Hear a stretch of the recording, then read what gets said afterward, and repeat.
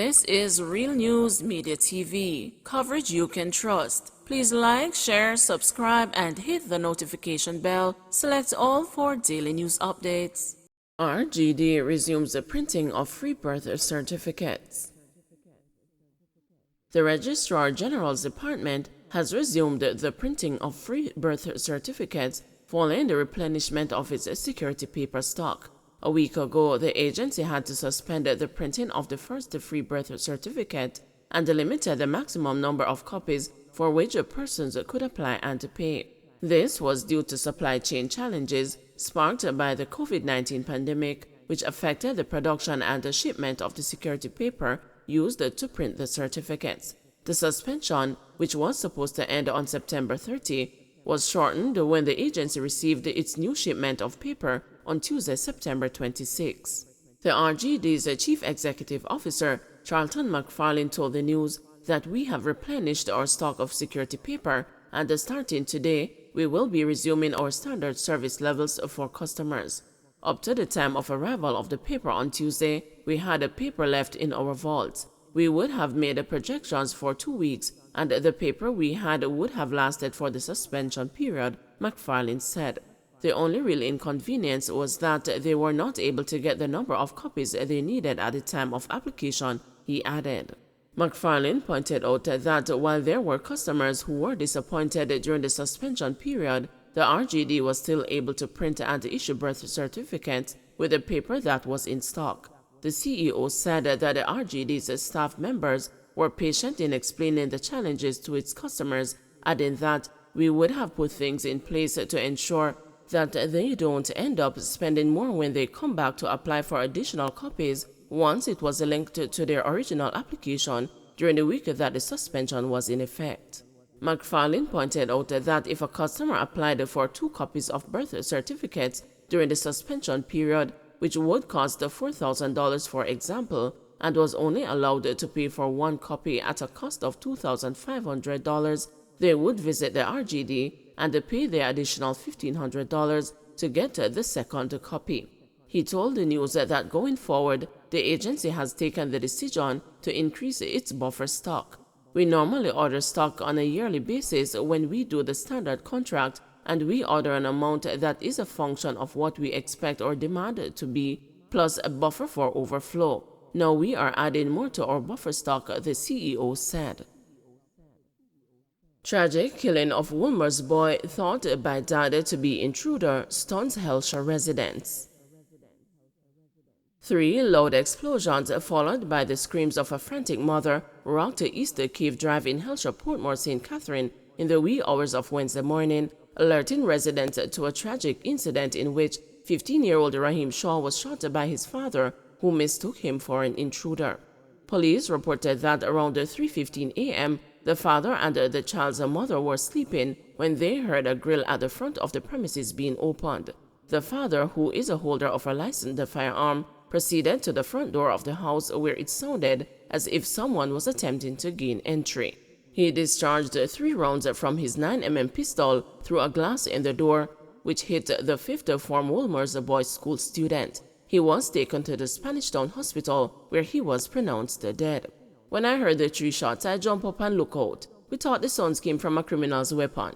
Shortly after, I heard the mother bawl out and said, "We had to out here them time ya," a female resident recalled. She recollected seeing the child's father appear to snap out of a daze minutes after she heard the explosions. The resident said Shaw's father then slung his son over his shoulder and placed him in his motor car and sped off. We saw him throw his son over his shoulder and took him in the car and sped away. We feel it for him and the mother. We always admire both father and son when I see them washing the vehicle together. Every morning we pass them and say good morning, and they would say good morning. When the father came back to the house after bringing the boy to the hospital, him bawl. A family member gave him tea and he could not drink it. Another female resident held her head down in grief. She expressed to the news that the situation was too sad for her to process and shared that Raheem was like a son to her after her biological son relocated overseas. What was puzzling to her and the other residents was the reason Raheem was outside by himself at that time of the morning. "It was heartbreaking when I saw the father with blood on his shirt. He was in disbelief that he shot his own son. It was a sad situation, very sad, especially knowing the type of child that he was. He was very disciplined and he wasn't a rebellious child. Where Raima come from them hours there? The wife said she was in bed and nudged her husband and he went out there. As far as she was concerned, Rahim was supposed to be in bed. Normally you hear about these things and read about it, but when it hits home it is devastating. Rahim wasn't a child who was involved in friend and company. He was a good boy. The incident was the hot topic at shops and other spots in the community when the news visited on Wednesday. A group of about 5 men that gathered under a tree declared that they are fathers and said they felt the tragedy to the core. One of them said, "It we there talk about and said, Jano, we feel it really bad. We know the parents and we know the little boy. It is such a tragic accident. What a tragic accident." Rahim's father has retained King's Counsel Peter Champagny as his attorney. The news was just in time to see the distraught father in the presence of Champagny at his home on Wednesday. The father appeared to struggle when opening the front door through which his son was shot. Champagny described the incident as traumatic and unfortunate. "I can confirm that I have been retained to represent the father of the deceased. The investigations are at a delicate stage, as you can appreciate. In a situation like this, it is most traumatic for all concerned. What I would ask is that the privacy of the family is respected at this time and to allow the investigation to take its course. It is a most unfortunate situation." Christian taxi operators threaten to protest over alleged police harassment. Taxi operators are threatening to protest over what they claim is harassment by the police in the northeast Manchester town of Christiana, where there is no proper transport center. The latest incident, drawing the ire of the operators, was captured on video which went viral on social media Wednesday. In the near 2-minute video, a taxi operator is seen resisting arrest by 2 police officers, one of whom uses a baton to hit the cabbie. "No traffic, me no obstruct. Mind what you doing now? Me I go call my lawyer now. Video everything," the taxi driver repeatedly said. One of the policemen then warns the man to comply before the taxi operator grabs the baton, and a tussle ensued during which the officer uses his foot to trip the cabbie. The taxi operator falls into a drain, then continues his resistance. He is then pushed against the fence before the police manage to arrest him. A woman is heard pleading with the police not to use the baton on the taxi operator, while bystanders hurl expletives at the 2 officers. President of the Central Manchester Taxi Association, Shirley Johnson, said he has instructed his members who operate in Christiana to defend the taxi operator.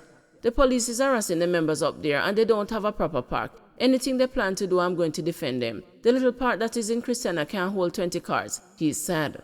"I expect something to happen up there because this is stupidness and a long time it has gone. I'm really upset when I saw this video. I tried to give the taxi operators advice that they must defend their brother, and if it comes to a lockdown in the morning, I will be right there with them," added Johnson. In March, taxi operators blocked a section of the Succeed Main Road near Christiana over the parking issue. The taxis previously used a private property as a parking area, but it is now under construction for a commercial building. The taxi operators say the parking arrangement on Wildman Street, commonly referred to as Market Street, is dangerous. $360 million in damage from storm rains associated with Ian. Preliminary estimates put the damage associated with the passage of then-tropical storm Ian at $360 million. Speaking in Parliament Wednesday afternoon, Prime Minister Andrew Holness said the figure could increase as the National Works Agency continues its assessment, but he is thankful the cost is not in the billions. Mr. Holness said he will update Parliament in the next 2 weeks on the cost of permanent repairs, including to retaining walls, which he said might push the repair bill higher. The Prime Minister said no significant allocation will be made to the National Works Agency for repairs to roadways affected by the passage of the storm. The NWA will instead have to look in its budget to see how these repairs can be addressed. Mr. Holness said approximately 47 roads were badly affected by landslides, downed trees and flooding.